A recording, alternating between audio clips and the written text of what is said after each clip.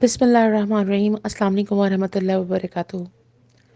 آج کا سوال تھا کہ اسلام میں روحانی زندگی تصوف کا آغاز کس طرح ہوا؟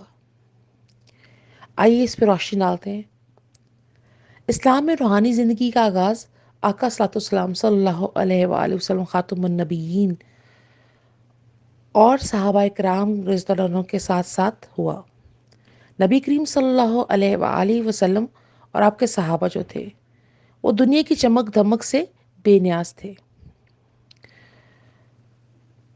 جائے نمائش کا ان زندگی میں ذرا بھی دخل نہ تھا۔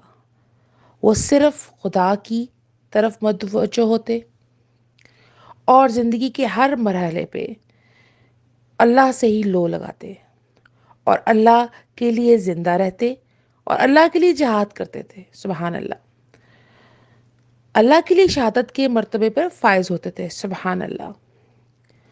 ان کا جینا اور مرنا دنیا کے لیے نہ تھا، صرف خدا جیسی، اللہ جل شانہ ذوالجلال والاکرام جیسی ہستی کے لیے تھا۔ سبحان اللہ۔ ان میں ایمان کی قوت اور یقین کی حرارت ایسی تھی، جو جذبہ ایسا تھا ماشاءاللہ کہ زندگی نے جیسے ان کے اندر اور رنگ اور محبت پیدا کر دی۔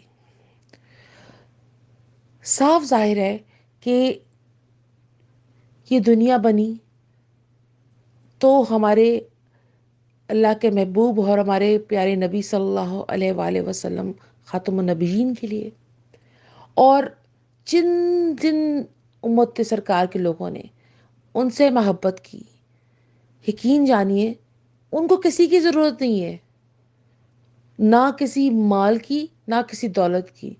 آج کی دنیا میں رہنے کے لیے رزق کا وعدہ تو اللہ تبارک و تعالیٰ کا ہے، پر ہمارا توکل کمزور ہو گیا ہے، تو تصوف کہاں سے آئے گا؟ خدا را میں یہ نہیں کہتی کہ آپ بہت کچھ کریں، پر یقین کامل رکھنا تو ہمارے اپنے ہاتھ میں ہے، ہماری سوچ سے ہے، ہمارے اندر سے ہے۔ آزمائشیں برحق کے آئیں گی، لیکن ان آزمائشوں میں پورا رہنا اور اللہ کی رضا میں راضی رہنا، وہی ہمارے لیے صحیح سبق ہے، اور وہی ہماری آخرت کی کنجی ہے، اور وہی مومن کی معراج ہے۔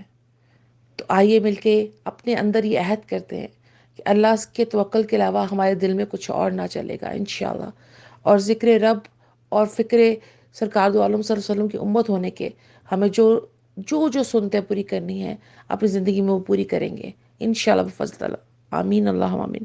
ربنا آتنا فی الدنیا حسنۃ وفی الآخرۃ حسنۃ وقنا عذاب النار۔